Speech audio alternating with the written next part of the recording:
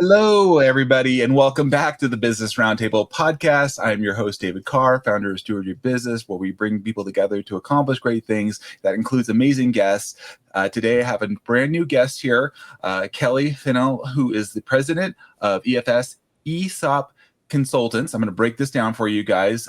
Based in Memphis, Tennessee, one of the leading experts in employee stock ownership plans, ESOP. So maybe you've heard that term before, maybe you haven't. I'm excited to have Kelly on here because he's going to help break it down for us. And Kelly, I just want to say thank you and welcome to the podcast. Thanks, David. Great to be with you. Yeah, absolutely. I know, some of these people, I'm familiar with this, and this is why I wanted to have you on the podcast, because I think a lot of people don't understand this option of business succession and how that gets rewards your team, preserve your culture, and helps minimize taxes. It's multifunction, and I want to get to that, and we're going to break that down in this episode. But tell me a little bit about your journey, Kelly. About you're the president. You've done this for many years. Tell us a little bit about your journey and how you got here, and why do you love doing this today? Well, like many entrepreneurs, I think I got into this business totally by accident. So it was the summer of 1979. I had just finished my first year of law school, and I had this great opportunity to do some good work and to see a new part of the country. So I moved from Memphis, Tennessee to Worcester, Massachusetts, where I worked for a group of pension lawyers. So the law that created ESOPs was implemented in 1974. This was 1979, so the law is only 5 years old, and the lawyers got a letter from one of their clients asking for a white paper on ESOPs. And so all of these gray-haired, very experienced pension lawyers looked around at each other, and they all said, I don't know anything about ESOPs. And the result was they decided to give the project to the kid. And in 1979, I was the kid. So I spent that summer reading and writing about ESOPs, and then graduated from law school in 1981, passed the bar exam that summer, and went straight into this business. So I kind of stumbled into this by accident, but it was a very fortuitous situation. That's great. I mean, I know a lot of people that get into law. I have a good friend of mine like that, and they're like, well, what aspect of it do I want to get into? And obviously you took it, and now you took it in this direction, and you've been doing this over many states, many jurisdictions now, Kelly, which is exciting. I mean, I know I get nervous or try to figure out how to do this. I've been an environmental consultant for years, so I know dealing with the laws is tricky at times, and how do we handle this? So I'm glad. Thank you for those guys back then that they said, hey, Kelly, come in here, and now you've taken it, and now you're a champion for ESOPs. So that's fantastic. So let's just break that down a little bit.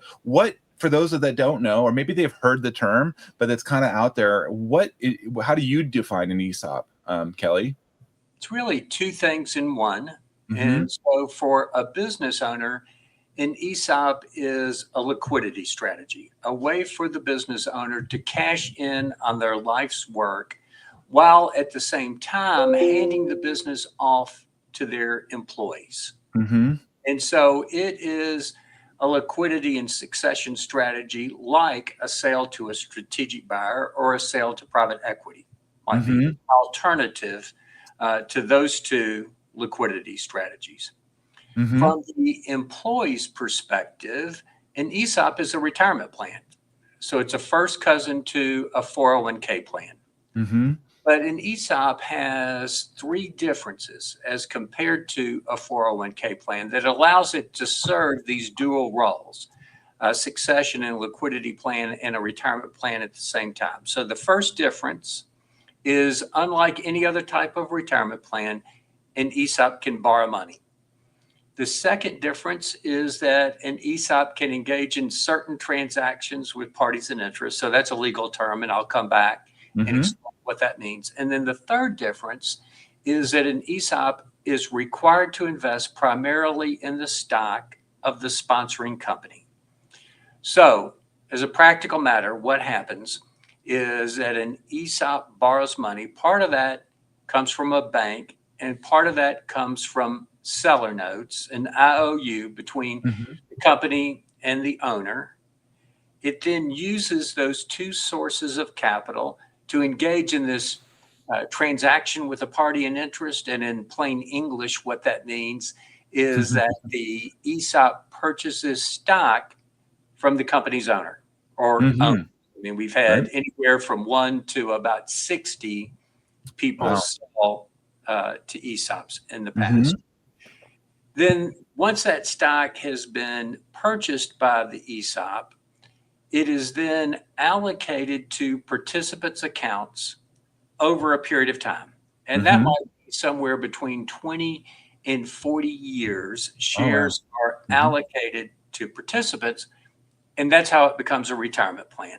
So there is something in this for the company's owners and for the employees. That's great. So it's giving, what I hear you saying is it's giving the owner a different option, or owners a different option than, looks like I just have to go to private equity, or, I'm trying, like, and it gives them a different strategy. And I like that. I mean, I guess, so I want to break that down a little bit more about, as you've shared this, you have multiple owners and why they might choose this, like you said, versus selling to a competitor or private equity. It's like, break it down a little bit. Like, what have you seen as you spoke to these owners, like the light bulb going off, like, oh, this is a different way of doing it? Yeah. Well, one thing is, I just got off a Teams meeting with a business owner in Southern California, located not too far from where you yeah, wow. And they had just been frustrated going through the process of dealing with the investment banking, private equity, exploratory process. There were lots of things about it that they didn't like, and just were desperate to find an alternative. And so that's one motivating factor. Another is there are some business owners out there that I call compassionate capitalists. People who want to do well for themselves and their families while also doing well for others. Yep. And often those others that they're thinking of are their employees who help get them to the point where they can have this successful financial transaction. So an ESOP, unlike a sale to private equity or to a strategic buyer, gives a business owner to take care of themselves, receive full fair market value in this ESOP transaction, while at the same time selling the company to the employees, with that sale being financed by the company with a generous tax subsidy provided by Uncle Sam. And so for those business owners who want to protect and reward their employees and not subject them to the uncertainties that come when you sell to a third party, and ESOP offers that alternative. No, I love that, because I've been in this environmental consulting space. As you know, Kelly, we were talking before we recorded the podcast, and I've seen the challenges. In fact, I had a podcast earlier this year with a former a colleague that she sold her company, and the challenges that came along with that. She chose not to do an ESOP for different reasons, but just the reality of the challenges of keeping the team together in the transition period, people leaving, people feeling betrayed. There's a whole host of things in there. And I hear you saying, like, here's a different way that you can take care of your people. I like your language that you say about the compassionate capitalist, about that's great terminology. And actually that makes me want to dig a little deeper in there. Like, to that point, the owner has to essentially have that kind of mindset, right, Kelly? I mean, tell me a little bit about the mindset and the approach that the owner has to have to make this successful, or not. If they don't, because maybe they don't have that mindset, and that might not be a good fit. Yes, I've got this thing that I call the greed scale. And on one end of the greed scale is Mother Teresa, who gave away all of her possessions to take care of the poor. And on the other end of the greed scale is Gordon Gekko. And so in order to be a good candidate for an ESOP, you don't have to be Mother Teresa. You're going to be able to take care of yourself and your family and get full value for the company. But you can't be Gordon Gekko and only be focused on yourself. You have to be more of a compassionate capitalist who wants to take care of themselves, but is thinking beyond themselves and thinking about other people. Right. Well, and I think this is kind of beginning with the end in mind, if you will, thinking about the legacy, because I know, I don't know what the current statistics are. You can probably tell me, Kelly, the lifespan of a company. What is it, about maybe 20, 30 years, and then it goes away, something like that. I don't know the exact stats, but if you do an ESOP or you have something that you want to create a legacy that can go beyond that, I mean, it's amazing when we have those. I think that legacy in mind of what would this look like to continue on this tradition. It's valuable. It's creating great impact. We don't have those unfortunately, as many more companies that have been around for 50, 60, 100 years that want to create this and have this lasting influence impact for generations to come. That's exactly right. Legacy and culture are two additional things that draw people to ESOP. So we've got a client in Texas that when we did the ESOP, the company was 104 years old. Wow. And the business owner said, look, there has been a business in Dallas, Texas with my family's name on it for over 100 years. And I'm committed to making sure that continues. And I know if I sell to a third party, that's not going to happen. Yeah. And so that was his motivation for doing the ESOP, was really focused on legacy, but it was also focused on maintaining company culture.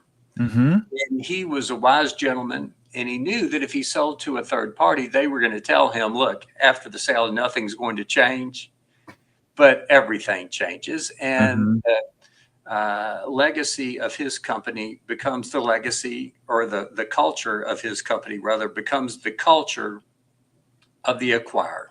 And that's not only detrimental to the company's employees, it's also detrimental to their customers. Yes. I mean, they're successful in their business because their customers are accustomed to being treated a certain way. Yeah. Absolutely. And if that changes, it's not good for business. Yeah. I mean, how many of us have experienced that? I know I have, where you had a certain company you were working with and they got bought and something changes. You're like, this is not the same experience. I'm not having the same experience. I'm being treated differently. And the same thing, like you said, both the client, customer, and the employees, it's inevitable in my experience. Like you're saying, Kelly, it's like, it just, you can say we're going to try and keep it the same, but it's just because you're now part of this other organization, this other culture, and this is what they're about. And it may be similar, but it's not going to be exactly the same. Speaking of the way you're treated, I think the best example is a shopper who walks into Kroger versus a shopper that walks into, what's the big upscale grocery store chain based out of Florida? I know you're talking about. I know. Yeah, I'm in the West Coast, but I think I know what you're talking about. Yes. Yeah. But the difference between what the culture difference is incredible. You know, on one hand, you're treated like a number, and on the other hand, you're treated like a person. Yep. Yeah, absolutely. No, I mean, I think if you're a business owner listening to this, and hopefully you guys know, we're going to put links to Kelly's website, and we're connected on LinkedIn, and I want to make sure you guys can reach out to Kelly, of course, and put comments and questions as we're going through the podcast, or we'd love to field those for you. But I like that you're providing, and hopefully as a business owner, you're thinking like, okay, what do I do here? Because I work with a number of business owners, Kelly, as you know, and I'm in the part of the people too, of like, how do we develop the people? How do we sustain them? Because the business owner does care, but what's their future? What does that look like? And sometimes, you got people that really want to stick around, but they're not sure what that looks like. And so this to me as an ESOP says, hey, there's a future here that you can grow with the company, and you have a share in this company. Different than, it's not so transactional as purely just, I get this employee and I got my paycheck. Talk a little bit about that kind of mindset shift, Kelly, for the business owner and the employees too, because this is going to be new for them as well. Yeah. And one of the keys to having a successful ESOP is communicating to the employees what the ESOP means for them. And so with an ESOP, everybody's interests are perfectly aligned. all of the employees are going to get a salary and a bonus. That bonus is going to be based upon short-term performance. And then on top of that, they're probably going to continue to have their 401k plan and in addition have the ESOP. And the long-term performance of the company is going to determine the value that they receive from that ESOP. So if a company grows at 5% rather than 2.5%, then the employee is going to have twice as much money in their ESOP account as they would otherwise. So you really get that alignment of interest where we see all of the employees in the same boat, rowing in the same direction, trying to make the company better and more profitable for everybody because it's going to benefit them and their families. Yeah, I love that because it starts, in today's world, I see a lot of this. It's just transactional. So what can I get, employee and what and employer? And it's like, no, I like you said, Kelly, it's aligning them together. So we all win together or we all, don't make as much together, but so that it's like, if somebody's falling behind, it's not like, oh, well, they just do their thing, I'm going to get mine. It's like, no, how do I help them along the journey? And I worked with a company that was an ESOP, Kelly, and they were quite large. But what they would do, one of the things I know that they did, I love this, they would look, because we're in billable hours, environmental or engineering. So they would look at people's hours and they're off. And like, they're not going to like just, scold somebody. Like, how do we help them get their billable hours up? Because, because I got somebody that's working extra in here and it's like, let's help each other. And it's just a different approach and mentality, Kelly. And I really appreciate what the ESOP is fostering in that. Yes. And, you talk about engineering firms. Historically, that's been our biggest market. We've done more than a dozen ESOPs for engineering firms. And I think there are two key reasons for that. The first is owners know that the success of an engineering firm is totally based on the company culture. And they want to be able to maintain that after they leave. I think the second reason, and one of the disadvantages of ESOPs is that they are complex. Yep. But that's an engineer's life. Right. What engineers do is solve complex problems. So you don't have the fear factor with engineers that you sometimes have with others because they relish the complexities where others run from it. Right. Well, and here's the thing: I think if you want quick things, there's a certain amount of return on this, and there's some complexity. And I think, like you said, you're playing this longer game. So I gets me to the question. I guess, Kelly, you said engineers are a good ideal client. Talk a little bit more about. So if I'm a business owner, I'm a participant, looking at this, what is the type of companies or maybe size or profitability requirements? Talk a little bit about what does that look like, Kelly? In terms of financial metrics, you need to have at least 35 employees and at least $2 million of adjusted EBITDA. Because of the complexity, ESOPs are expensive to implement. There are at least 3 sets of lawyers involved in every ESOP transaction, so sometimes more. And so ESOPs work best for mid-size to small companies, not for micro companies. You need to have at least a couple of $1 million of adjusted EBITDA to be a good candidate, and you need to have at least 35 employees. Got it. Those are 2 of the key qualifiers. And then in terms of softer types of qualifications, companies where the owner is interested in legacy, maintaining culture, rewarding employees, aligning their interests, some of those things that we've already discussed. Yep. Yeah, absolutely. And I mean, would you say, how would you evaluate that too? So the employer feels that like they want to do this ESOP and they're like, okay, but you have to make sure that you have the employees that like is there education or understanding of like this is what it be and like the people that would want to do this, because it's an amazing thing that the business owner, but you have to have the employees that want to participate in this, because if not all the employees want to participate, or I don't know exactly, I'd love to ask you this question: does all the employees have to participate, Kelly, or what does that look like when you start The rule says substantially all of the employees, so those are people who work full-time, which is defined as 1,000 hours a year, have been with the company for at least a year, or receive a W-2, not a 1099. There are some of those requirements that could eliminate some of the people from participation, but most of them participate.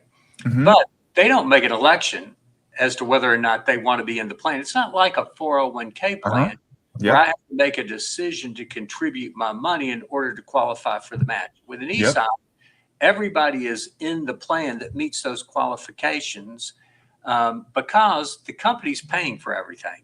Mm-hmm. So from an employee's perspective, an ESOP is much more generous than a 401k plan because in an ESOP, I don't have to do anything in order to get my contribution. Mm-hmm. I just have to be there and continue to work. And then the harder I work and the smarter I work, the more I'm going to have in my account.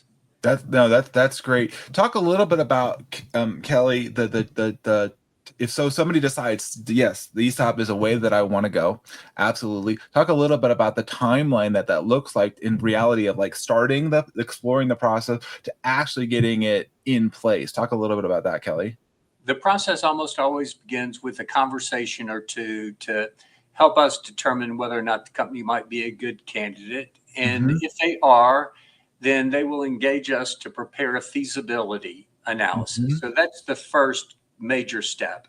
And in that analysis, we answer the 4 key questions that they always have. First, if I sell to an ESOP, what would I expect the purchase price to be? The owner needs to know if that's consistent with their expectations. The second thing is, how will the transaction be financed? And so ESOP transactions are financed with a combination of bank debt and seller debt, sometimes company cash. And so the owner wants to know more specifically, how much cash can I expect at close? That's a key issue. And so we're going to provide them an estimate of that. And then they're going to want to know what the seller notes are going to look like. And just by way of preview, since that debt's going to be subordinated to the bank debt, it's going to have an all-in return of approximately 12%. So a very attractive rate of return for the business owner. It's probably going to be their best investment in their portfolio. Seriously, And then they want to know about corporate governance. And the shortcut answer to that is not much changes. There's usually some additional formality that's required. But the owner who sold is going to continue to control the transaction and control the company after the transaction. And then the fourth thing that we look at are stock appreciation rights. So almost all of our clients tell us that all of my employees are important, but there's some employees who are critical. And I want to be able to do something extra for those mission critical employees. And so that's done via a stock appreciation rights plan. So those key employees have their ESOP account. Then layered on top of that, they have a SAR plan that provides them additional incentives.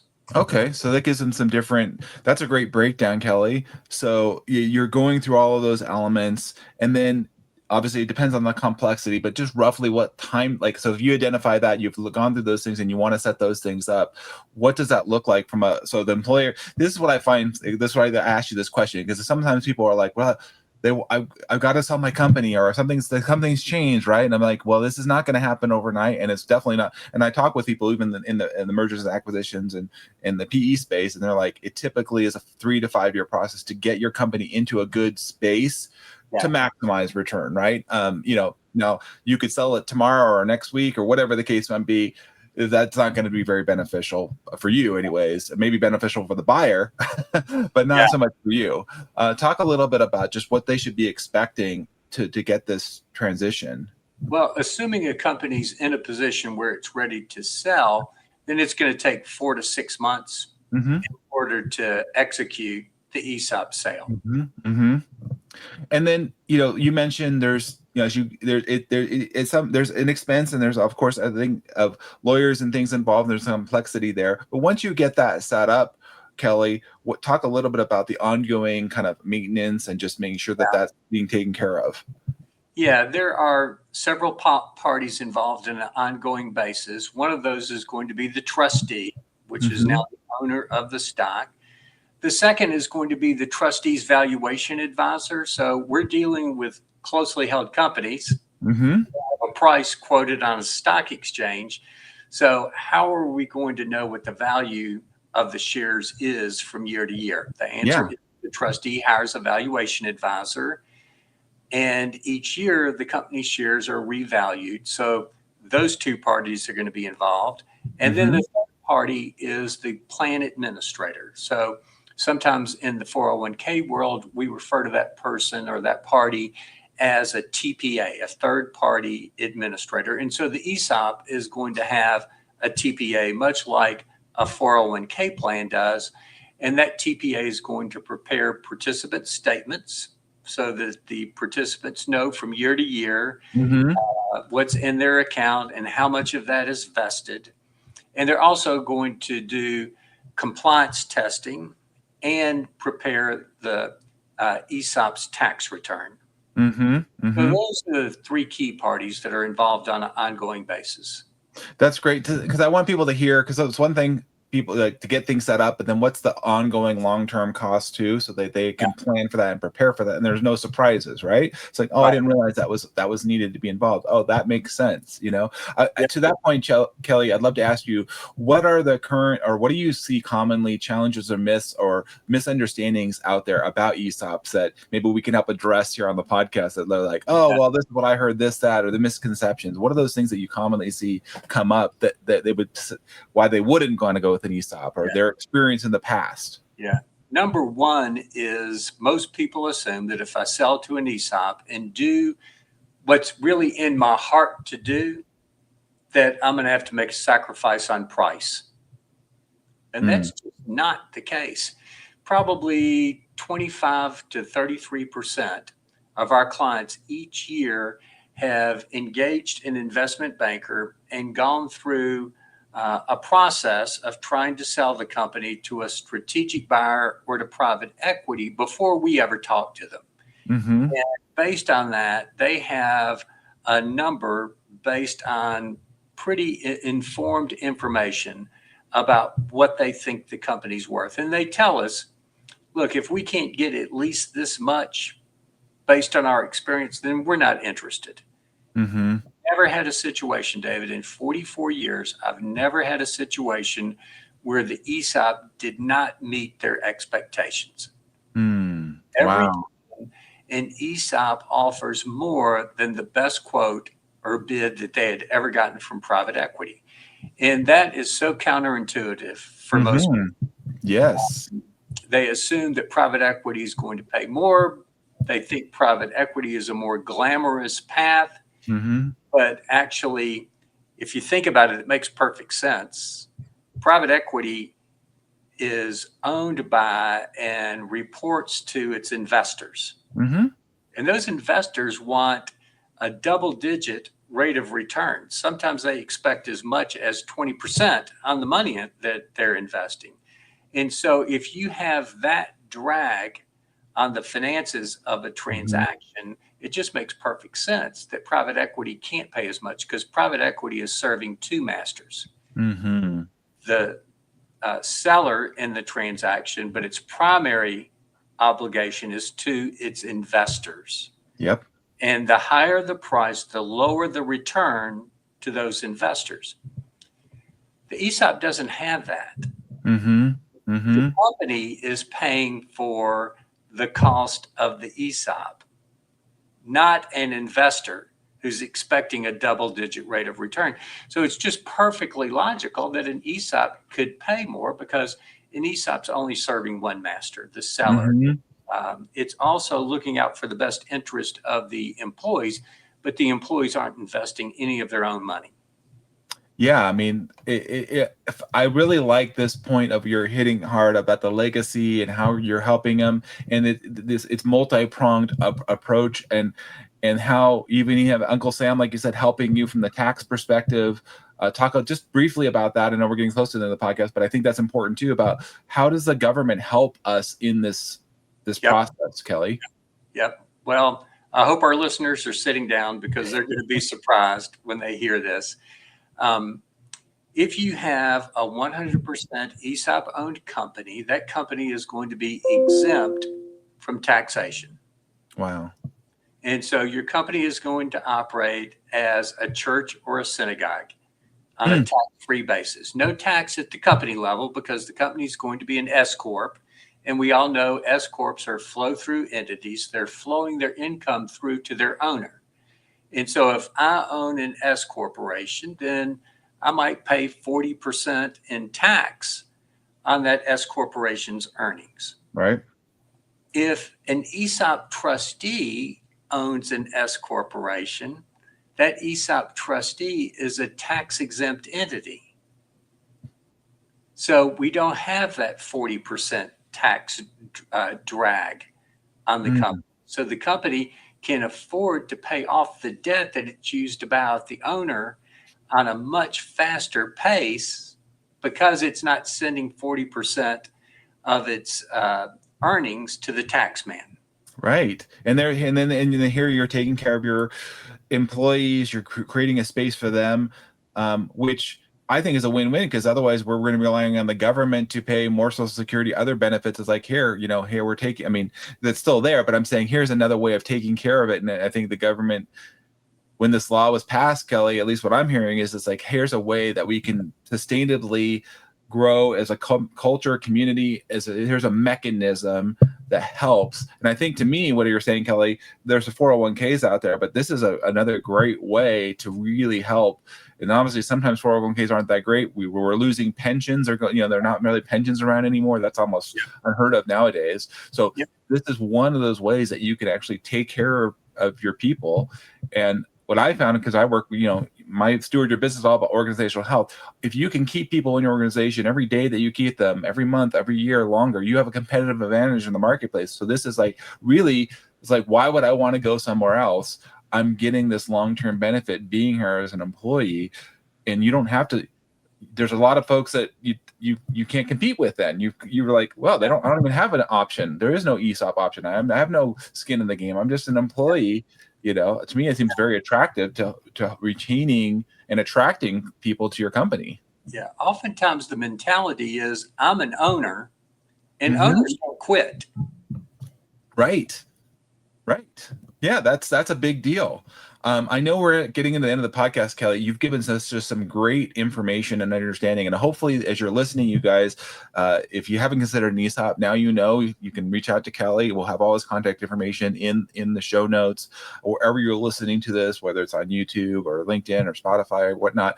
Please leave a comment for Kelly, and we'll make sure that we get him back there. Kelly, I want to give you the opportunity, as we're transitioning and wrapping up the podcast. If I'm listening, I'm the business owner, or maybe if not even the business owner, but I'm a key person, like we talked earlier, that says, man, this sounds interesting, and it might be something that the business considered. They just didn't even know about it. What would you say to those, that business owner, or that high-level executive in that company, to consider? What would be the next steps you would suggest to them? A couple of things. I think the key is education. People know how the other liquidity options work. Most people don't know how an ESOP works. Yeah. And so in 2009, I wrote a book called The ESOP Coach, and it's the only book on ESOPs that was written for business owners. So it's in plain language with all of the legalese stripped away. I've found over the years that business owners often learn best via examples. Yep. And so there's 6 chapters with case studies in there. And an owner can find a company that looks like theirs and just read a story about how that company used an ESOP. So, the book is available on Amazon. The second thing that I'd recommend is go to our website, and there's a link to buy the book there as well. But our website is just full of educational information. And our email or our website address is www.execfin.com, EXECFIN.com. And so those will give business owners 2 great resources to learn more and determine whether or not it might be something worth considering. Fantastic, Kelly. Well, thank you so much for being here with us on the podcast. It was a real pleasure, Kelly, having you and sharing these resources with our audience. David, thanks very much. Absolutely. Of course, you guys continue to come back week after week. We appreciate you here listening, following along, leaving your reviews and comments. Until then, be well, take good care. Thanks, everybody, for listening.